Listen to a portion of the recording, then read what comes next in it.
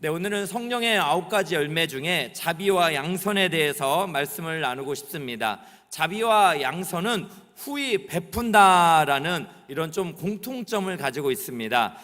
그래서 오늘은 우리가 함께 좀 이야기를 나누고 싶은데요. 자비라는 것은 어떤 의미입니까? 하나님께서 그의 반역한 피조물을 은혜로 대하시는 것을 나타낼 때 사용하기도 하고, 인간들이 서로를 향해 보이는 친절을 나타내기도 합니다. 그래서 새번역 성경은 이 자비를 친절이다라고 이렇게 번역을 했습니다. 하나님이 우리 참 연약한 피조물에게 은혜를 베푸시는 것, 그리고 우리 사람들이 서로 간에 이렇게 자비를 베푼다, 친절을 베푼다라는 것이 바로 자비입니다. 복음서를 보면 이 자비의 집이라는 이름을 가진 곳이 있습니다. 어디입니까? 베데스다. 네, 베데스다가 바로 자비의 집이라는 의미를 가졌죠. 그런데 이 베데스다 연못에는 사람들이 많이 모여 있습니다. 병이 든 사람들이 많았죠. 이유가 뭡니까? 천사가 이 연못에 물을 바꾸면 가장 먼저 들어가는 사람이 고침을 받는다. 참 이렇게 아플 때는요, 이 세상적으로 만들어내는 이야기가 있고 그 이야기에 우리가 많이 속기도 합니다. 이 베데스다의 집이라는 베데스다 연못에, 베데스다 집이래요. 네, 죄송합니다. 이해하세요. 네, 자비의 집이라는 이름을 가진 이 베데스다라는 연못에 아픈 사람들이 모여 있는데, 자비의 집이라는 이름은 받았지만 뭐예요? 여기에는 자비가 없다라는 얘기예요. 왜 그렇습니까? 연못에 물이 바뀌면 가장 먼저 내가 저 사람을 제치고 저 사람과 경쟁해서 이겨야 된다라는 것들이 많았죠. 그래서 경쟁, 비교, 판단, 이기적인 욕망, 내가 고침을 받아야 된다라는 생각이 많았기 때문에 베데스다, 자비의 집이라는 이름을 가졌지만 진정 자비라는 것은 찾아볼 수가 없었습니다. 여러분, 이 자비가 없는 인간들의 세상 속에 예수님께서 이곳에서 38년이나 중풍병으로 살았다면 얼마나 힘들었겠어요. 이 사람을 찾아오셔서 자비를 베푸시는 곳, 그곳이 바로 베데스다 연못입니다. 여러분, 이렇게 성령의 사람은 예수님이 이 땅에서 사람들에게 자비를 베푼 것처럼 이렇게 자비를 베푸는 삶을 살아가야 할 것입니다. 성경 속에서 우리가 그 구약의 한 인물을 보면 다윗을 여러분 생각해 볼 수 있을 것입니다. 다윗은 이제 사울 왕에 이어서 왕이 되었습니다. 그런데 이 다윗은 이 왕이 된 순간에 누구를 생각합니까? 자신에게 자비를 베풀었던 요나단, 즉 사울 왕의 아들을 생각한 거죠. 요나단은 다윗이 하나님께 기름을 받았기 때문에 사울 왕 다음에 왕이 될 걸 알았습니다. 그렇다면 사울 왕의 아들인 요나단은 어떻게 보면 다윗이 적대적인 관계 아닙니까? 그럼에도 불구하고 하나님께서 기름 부음 받은 것을 인정하면서 다윗에게 선을 베푼 사람, 이 사람이 바로 요나단입니다. 자기의 생명을 사랑하듯 참 요나단은 다윗을 사랑했습니다. 그래서 결국 안타깝게도 사울 왕과 다윗은 블레셋과의 전투에서 죽게 됩니다. 이에 다윗은 나중에 왕이 되었을 때 요나단의 아들을, 또 혹시 사울 왕의 가문에 자신이 자비를 베풀어야 될 사람이 누구인가를 찾게 됩니다. 여러분, 어떻게 참 이럴 수가 있을까요? 보통 여러분, 우리가 세계사와 또 역사들을 살펴보면 참 새롭게 세워진 왕은 선대왕의 씨, 네, 그러한 존재들은 다 숙청을 해버리잖아요.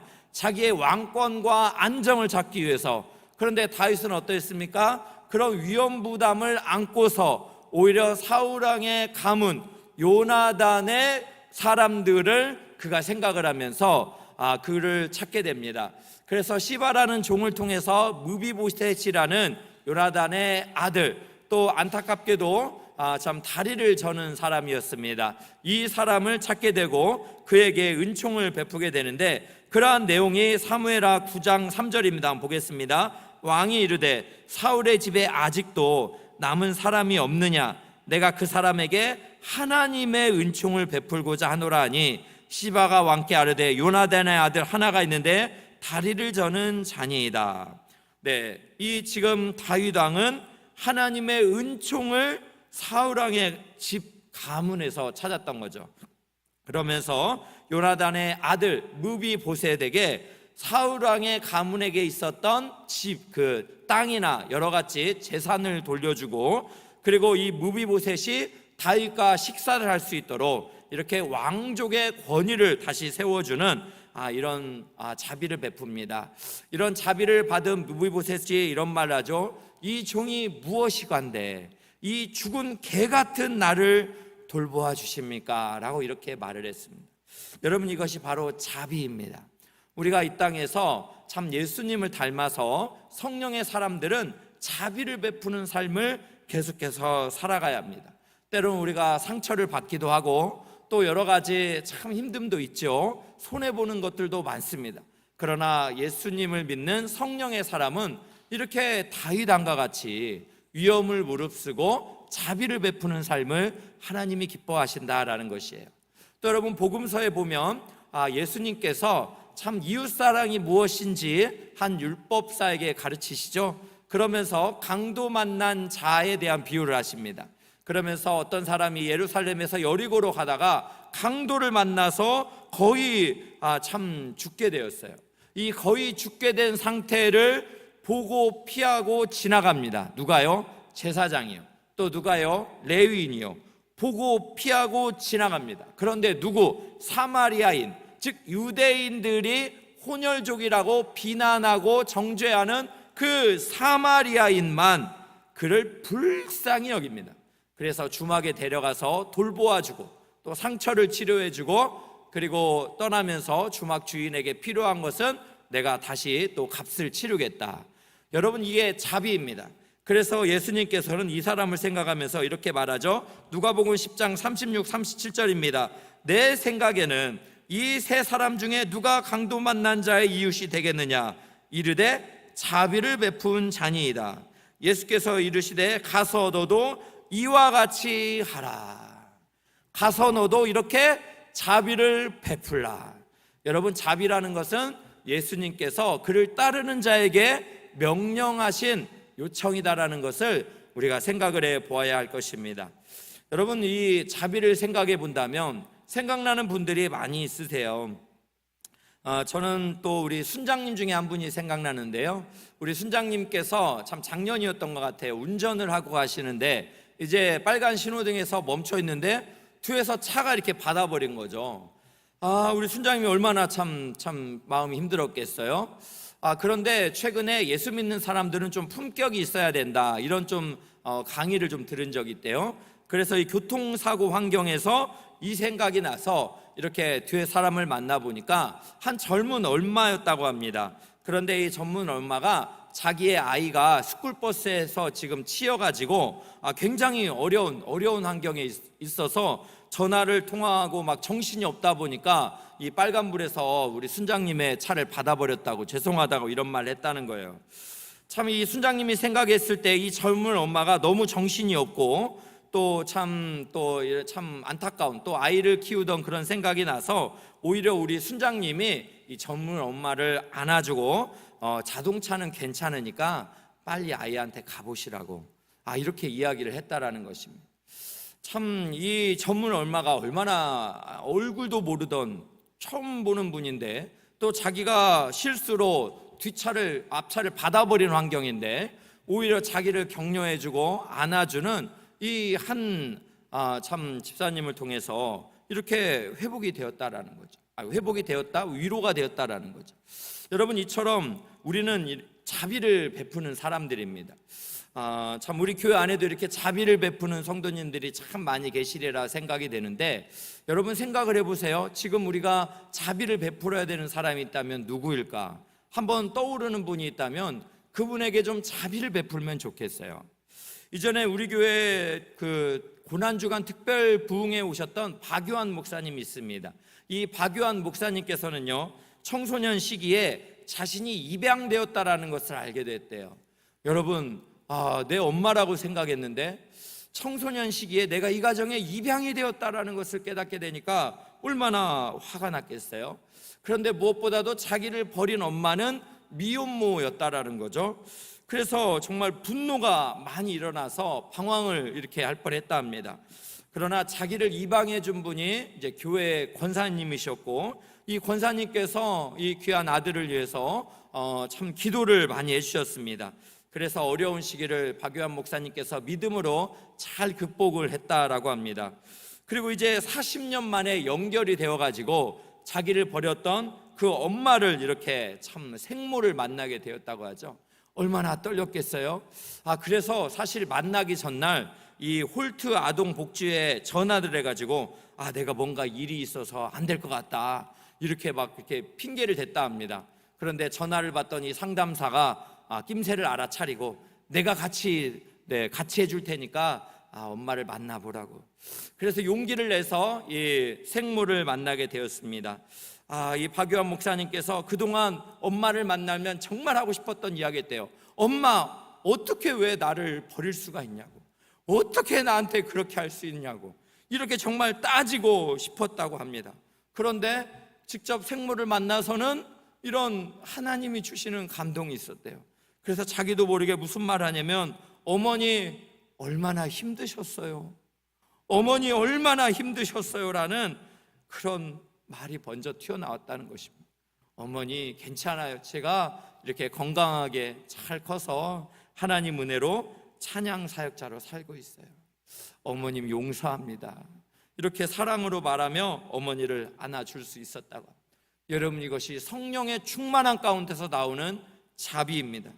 여러분, 우리가 참 이 땅을 살아가면서 이 자비로운 삶을 하나님은 살기 원하십니다. 누가복음 6장 35절입니다. 오직 너희는 원수를 사랑하고 선대하며 아무것도 바라지 말고 꾸어주라. 그리하면 너희 상이 클 것이요 또 지극히 높으신 이의 아들이 되리니 그는 은혜를 모르는 자와 악한 자에게도 인자하시니라. 우리가 원수를 사랑하고 선으로 대하면서 우리가 아무것도 바라지 말고 꾸어주라는 거, 이렇게 살아가면 하늘에서 우리의 상이 클 것이다, 하나님의 약속입니다. 지극히 높으신 하나님의 아들이다라고 이렇게 말씀을 하고 있습니다. 사랑하는 귀한 성도 여러분, 우리가 이렇게 자비를 베푸는 삶을 하나님께서 기억하시고 또 우리에게 은혜 베푸신다 약속하셨습니다. 그러므로 오늘 우리가 특별 새벽 부흥회를 하나님께 올려드리면서 우리에게 참 자비를 참 필요로 하는, 우리가 그냥 보고 피하고 지나가는 제사장이나 레위인의 모습이 아니라 이 선한 사마리아인처럼 오히려 그를 찾아가서 그를 이렇게 참 돌보아 줄 수 있는 자비를 베풀 수 있는 여러분들 모두가 되시기를 주님의 이름으로 축복합니다. 여러분, 한 가지만 더 살펴보겠습니다. 양선을 살펴보기를 원합니다. 이 양선이라는 말은 우리에게 익숙한 말로 이렇게 바꾸면은 착함, 선행이라는 의미를 가지고 있습니다. 여러분이 자비와 양선이 아까 후히 베푼다라는 이런 공통된 의미를 갖고 있다고 했죠. 그런데 이 강조점이 조금 차이가 있습니다. 좀 여러 가지 자료를 살펴보면 이 자비라는 것은 어떤 것인가? 바로 부드럽고 친절한 것이에요. 그래서 부드럽게 다가가는 마음, 즉 성품에 더욱더 강조점이 이렇게 맞추어져 있습니다. 그렇다면 양선이라는 것은 어떤 것일까? 바로 기준을 가지고 적극적으로 선을 행하는 행동에 더 많은 강조점이 맞춰져 있다라고 합니다. 그러니까 행동으로 드러내는 선한 의지, 이것을 바로 양선이다라고 이렇게 표현을 하고 있습니다. 여러분이 양선을 행한 모습을 나타내고 있는 곳이 있다면 바로 마태복음 20장입니다. 포도원 품꾼의 비유죠. 한 포도원에 품꾼 주인이 있었습니다. 그런데 이제 그 노동자들을 이렇게 자기의 포도원에 데려와서 한 데나리온, 당시에 하루 품삯을 주기로 작정을 했죠. 그래서 오전 9시 또 오후 또 정오, 그리고 오후 3시, 심지어 오후 5시, 거의 일이 맞춰질 때 1시간 정도 남았을 때 이 포도원 품꾼을 불러다가 포도원을 경작을 시킵니다. 그러면서 동일하게 한 데나리온을 약속하죠. 여러분, 아침부터 왔던 사람이 오후 5시와 왔던 사람과 똑같은 한 데나리온을 받으니까 굉장히 좀 화가 났던 것 같습니다. 그래서 어떻게 이럴 수 있냐고 집주인을 원망을 해요. 이 원망을 들었을 때 집주인은 원칙이 있었어요. 그게 무엇입니까? 처음부터 한 데나리온을 주기로 약속을 했던 것이고, 그러나 오전 9시가 아니라 정말 늦게 오후 5시 끝날 무렵에 왔던 사람에게도 동일한 한 데나리온을 약속을 지킨 것이죠. 여러분, 이렇게 참 어려운 사람들, 또 오후 5시까지 부름받지 못했던 사람을 불러서 선을 행하는 것, 이것이 바로 양선입니다. 그러면서 마태복음 20장 15절에 이렇게 말씀해요. 내 것을 가지고 내 뜻대로 할 것이 아니냐, 내가 선함으로 내가 악하게 보느냐. 그러니까 포도원 품꾼은 선한 사람이에요. 이 선한 일을 약속대로 기준을 가지고 있는데 네가 왜 악하게 보느냐 이야기하는 거예요. 여러분, 이 포도원 품꾼의 비유를 통해서 우리가 생각할 것은 무엇입니까? 은혜입니다. 은혜. 왜 그렇습니까? 사실 보면 이 포도원 주인은 이 포도원을 경작하는 이유가 자기의 포도원을 위함인지 포도원에서 일하는 품꾼들을 위함인지 참 헷갈리는 말씀이에요. 왜 그렇습니까? 정상적으로 보면 여러분 이렇게 할 수가 없는 거잖아요.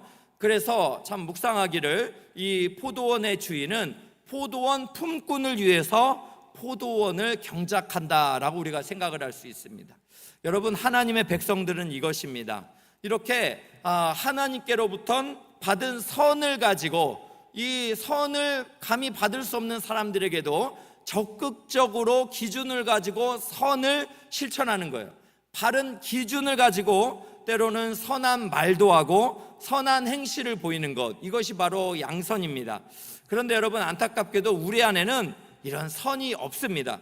로마서 3장을 보면 우리가 선이 없다라는 것을 정확히 이야기하면서 우리의 실태를 보고합니다. 한번 보겠습니다. 로마서 3장 10절입니다. 기록된 바 의인은 없나니 하나도 없으며 깨닫는 자도 없고 하나님을 찾는 자도 없고 다 치우쳐 함께 무익하게 되고 선을 행하는 자는 없나니 하나도 없도다.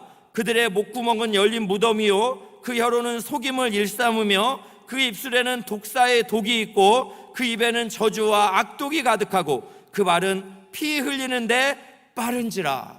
여러분, 이렇게 인간 안에는요 선을 행할 의지가 없어요. 하나님의 기준에서 봤을 때 의로운 자가 하나도 없다라는 거예요.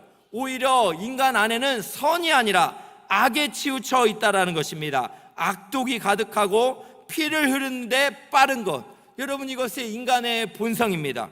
이런 인간의 본성과 완전히 다른 것이 바로 하나님의 성품이에요. 그래서 우리가 양선을 행하려면 여기서 중요한 것은 내 의지, 내 힘으로 안 되는 거예요. 나에게는 선을 행한 의지가 없기 때문에 오직 선하신 하나님, 그분을 맛보고 경험할 때 우리가 선을 행할 수 있다는 것입니다. 그래서 시편 34편 8절은 이렇게 말합니다. 너희는 여호와의 선하심을 맛보아 알지어다. 그에게 피하는 자는 복이 있도다. 여러분, 우리가 양선을 행하려면 누구요? 지금 여호와의 선하심, 하나님의 선하심을 맛보아서, 즉 하나님의 선하심을 경험할 때 우리가 삶 속에서 나오는 능력이 된다는 것이에요. 우리 자신에게서 나오는 능력이 아니에요. 양선은 선하신 하나님에게서 나오는 능력이다라는 것을 여러분 믿으시기를 축복합니다. 그래서 여러분, 이 땅에 오신 예수님은 자신을 향해 뭐라 합니까? 나는 선한 목자다라고 말씀하셔요.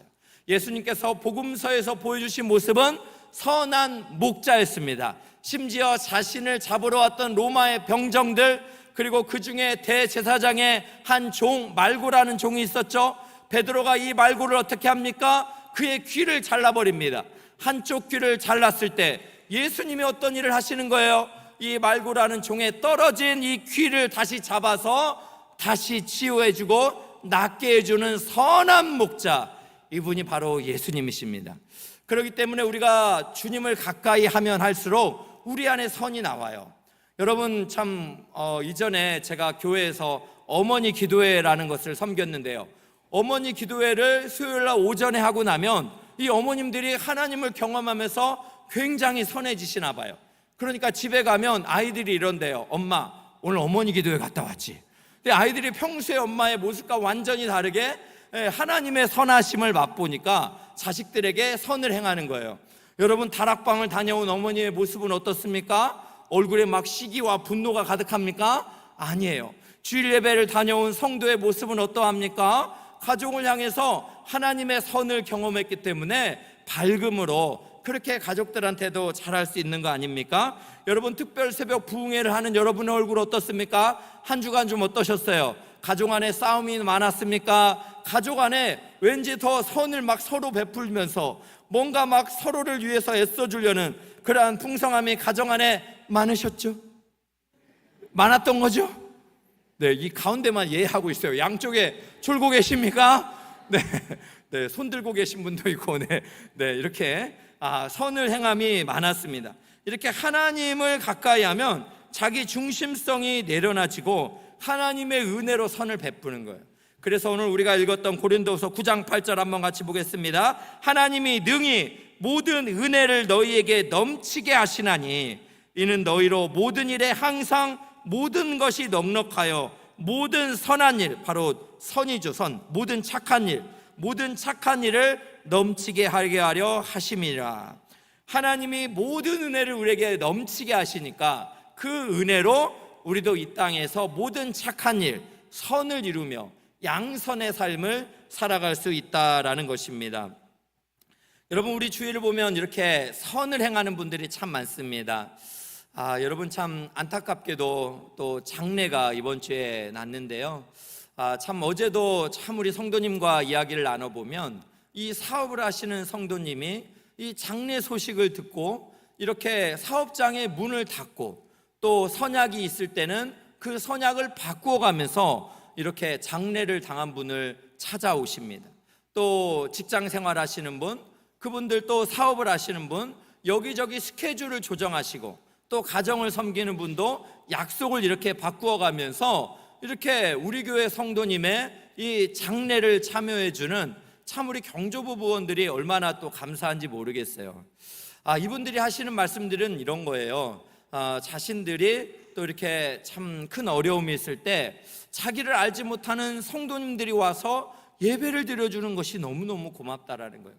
그 선을 경험하다 보니까 본인들도 경조부를 자원해서 이렇게 참 장례를 섬깁니다, 이런 말씀들을 많이 했어요. 여러분, 이렇게 경조부뿐만 아니라 이웃사랑부 또 여러 가지 우리 교회에는 곳곳에 하나님의 선을 받은 자들이 이 선의 선순환을 하면서 계속해서 선을 베풀어요. 저도 오늘 이렇게 특송을 해주셨던 우리 참 집사님, 집사님에게는 초등학교 아이가 있어요. 작년에 제가 이 토요일 날 못 나왔잖아요. 참 병원 실려가니라고 제가 못 나왔었는데 이 아이가 토요일 날 같이 엄마와 함께 교회를 왔는데 담임 목사님이 건강이 안 좋아서 병원에 실려갔다. 이게 이 아이에게, 이 초등학교 아이에게 아픔이 됐나 봐요. 그래서 그 주간에 이 아이가 머그컵을 이렇게 만들면서 우리 교회를 짓고 또 편지를 쓰면서 저에게 선물을 가져왔어요. 엄마와 함께. 목사님, 아프지 말고 건강하세요. 참 얼마나 위로가 됐는지 모릅니다. 여러분, 이렇게 선을 우리가 받았기 때문에 또 그 선을 또 선순환을 하는 거예요. 저는 우리 추계예술대학교가 넌크리스천 학교잖아요. 그런데 경비를 하시는 분들 또 우리 학교의 직원분들이 처음에는 좀 우리가 누군지 모르니까 좀 경계심들이 좀 있었습니다. 그런데 지금은요, 완전히 학교와 관계가 달라졌어요. 어떻게든 우리를 도와주시려고 많이 애쓰십니다. 또 경비하시는 분들도 어떻게든 또 우리 성도님들을 위하시려고 많이 애쓰세요. 때로는 또 차가 너무 많아서 좀 이렇게 잘 못해줄 때는 굉장히 미안해 하시기도 하십니다. 여러분, 이렇게 어떻게 가능할까요? 여러분들이 그렇게 또 학교 관계자들에게 선을 베풀고 또 따뜻하게 인사를 하고 또 맛있는 것들을 갖다 주고 이런 선을 행했기 때문에 넌크리스천 학교에 섬기는 분들과도 지속적인 관계를 가질 수 있었다라는 생각이 듭니다. 여러분, 우리는 자비와 함께 선을 행하는 양선으로 부름받은 사람들이라는 것을 여러분 믿으시기를 축복합니다. 프레드릭 브루크라는 목사님이 있습니다. 이 목사님은 이런 멋진 말을 했어요. 나의 소명은 어디에 있는가라는 글에서 이런 표현을 합니다. 하나님께서 당신을 부르신 곳은 당신의 깊은 기쁨과 세상의 깊은 배고픔이 만나는 곳이다. 하나님이 우리를 부르신 곳이 어디라고요? 우리가 기뻐하는 자리, 그러면서 우리 기쁨일 뿐만 아니라 세상의 깊은 배고픔이 있는 자리, 우리가 선을 행해야 되는 이 배고픔이 만나는 곳, 이곳이 바로 우리를 부르신 소명의 자리다라는 것입니다. 그렇다면 여러분, 우리가 이 땅을 살아가면서 이 선을 베푸는 삶을 살아가야 되는데요, 제가 이 말씀을 마지막에 정리하면서 생각을 해보니까 자비와 양선이 누군가에게 이렇게 자비를 베풀고 선을 행하는 것이 우리가 세상 사람들은 손해다라고 생각되지만, 여러분 실제로 자비와 선을 행하는 사람들의 표정을 보면 그 안에는 기쁨이 있습니다. 왜 그렇습니까? 이것은 하나님께서 기뻐하시기 때문에 그래요. 우리 안에 내주하시는 성령이 기뻐하시는 삶의 모습이 이 자비와 양선의 모습입니다. 국내 선교를 갔을 때 여러분 얼마나 더운 날 선교를 하면서 힘들고 짜증이 납니까? 그러나 그들의 얼굴에는 기쁨이 있습니다. 이웃사랑 분과가 선을 행할 때 그들의 얼굴에는 기쁨이 있습니다. 해외 선교를 다녀오시는 분들에게는 여러분 인천공항에서 만나면 기쁨이 가득합니다. 이유가 무엇입니까? 이것은 우리 안에 내주하신 성령이 기뻐하시는 삶의 모습이기 때문입니다. 그래서 저는 결론적으로 자비와 양선은 우리가 타인을 위하는 것 같지만 사실은 우리 안에 계시는 성령이 기뻐하시는 일이고, 그 성령이 기뻐하시는 일이기에 성령의 도움을 받아 행하기에 우리 안에도 기쁨이 넘치는 줄로 믿습니다. 그래서 성령의 열매 중에 이 자비와 양선을 우리가 더욱 적극적으로 행할 때 우리의 삶의 모습은 더욱 기쁨으로 가득하게 될 줄로 믿습니다. 마지막으로 잠언 11장 25절입니다. 구제를 좋아하는 자는 풍족하여질 것이요 남을 윤택하게 하는 자는 자기도 윤택하여질지라. 아멘. 구제를 좋아하는 자, 자기도 풍족한 기쁨이 넘칠 줄로 믿습니다. 남을 윤택하게 하는 자비와 양선의 삶을 살아가는 자, 자기에게도 이러한 윤택함의 기쁨이 넘칠 줄로 믿습니다. 성령 하나님을 의지하면서 성령의 열매라는 것을 기억하시고 자비와 양선의 삶으로 기쁨이 가득하시기를 주님의 이름으로 축복합니다.